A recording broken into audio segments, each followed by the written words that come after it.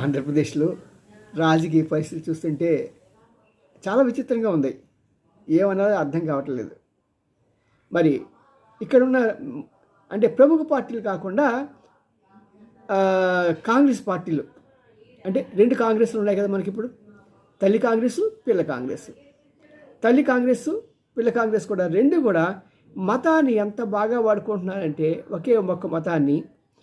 ఇటుపక్క తల్లి కాంగ్రెస్ ఏమో సోనియా గాంధీ వారి ఫ్యామిలీ మొత్తం క్రిస్టియన్స్. ఈ పిల్ల కాంగ్రెస్లో జగన్ బాబు గారి ఫ్యామిలీ మొత్తం క్రిస్టియన్స్. ఇప్పుడు క్రిస్టియన్స్ మధ్యలో వచ్చి పడే సమస్య అంటే ఎవరికి ఓటు వేయాలి? జగన్ బాబుకి ఓటు వేయాలా? సోనియమ్మకి ఓటు వేయాలా? ఎందుకంటే వాళ్ళు తేల్చుకోలేకపోతున్నారు. మరి ఇద్దరి మధ్య జరిగే ఈ పోరాటంలో ఎవరు గెలుస్తారు? ఎప్పుడైతే షర్మిలకి అనిల్ తోడయ్యాడో వెంటనే జగన్ బాబు విమలమ్మని పట్టుకొచ్చాడు. చూద్దాం ఏమవుతుందో ఈ రాజకీయ రసబంధు.